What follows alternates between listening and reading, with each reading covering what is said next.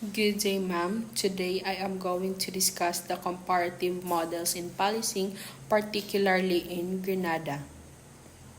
The police force of the Grenada was called the Royal Grenada Police Force. The Royal Grenada Police Force, or the RGPF, is responsible for law enforcement in Grenada.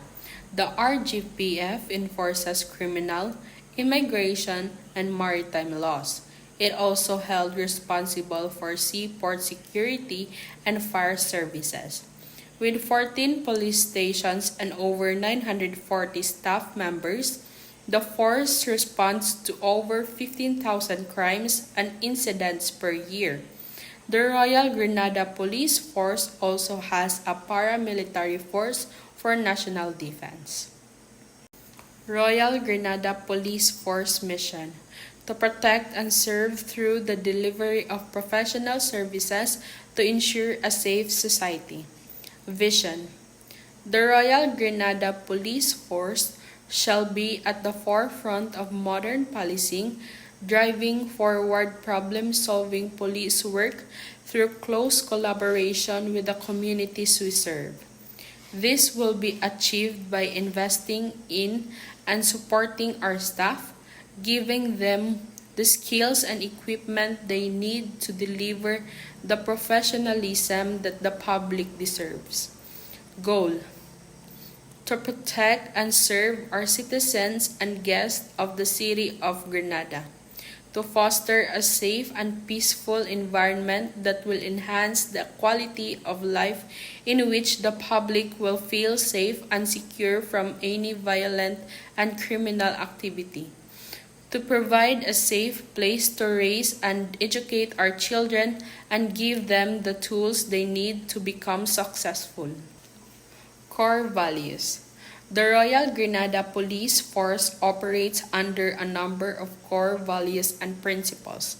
These are embodied in a number of codes and statements, including the Official Code of Ethics for all sworn officers, the Royal Grenada Police Force Vision Statement, and the Royal Grenada Police Mission Statement. However, within the context of this new dispensation, the following core values must be foremost in our public and personal personas. First, the pride, committed to conducting ourselves in a manner that brings honor to ourselves, the force, and country. Second is the integrity, committed to the public trust by holding ourselves to the highest standards of professionalism. And lastly, respect, committed to respecting individuals' right, human dignity, and the value of all members of the community, irrespective of standing or status. Agency, department, or ministry. The Royal Grenada Police Force has the responsibility for law enforcement and reports to the Ministry of National Security. The country does not have a military force but has a special services unit that is similar to a military division. Civilian authorities maintained effective control over the security forces. There were no reports that members of the security forces committed abuses. Brief history of the Royal Grenada Police Force. The earliest record of the existence of police in Grenada dates back to the year 1853, when policing was only a part-time occupation and the magistrates of the towns were given charge of the police of their district. In 1854, the colonial government took over Fort George as the headquarters for the police and the militia. The fort was named Fort Royal when it was constructed in 1705, but it was changed some years later to Fort George. The police was supplied with arms and ammunition and was given the authority to administer their own affairs. It was at this time that the modern Grenada police force began to take shape. The first recorded enlistment in the police force was that of 3rd Class Constable James B. Williams, a native of Nevis. He was enlisted on the 13th September 1890. In the year 1893, Andrew James and Taylor Williams were also enlisted. Between the years 1894 and 1913, there were 61 enlistments. The strength of the police force in 1923 was 92% men only. Rank structure of Royal Grenada Police Force. First, Commissioner of Police. Commissioner of Police is appointed by the Governor-General.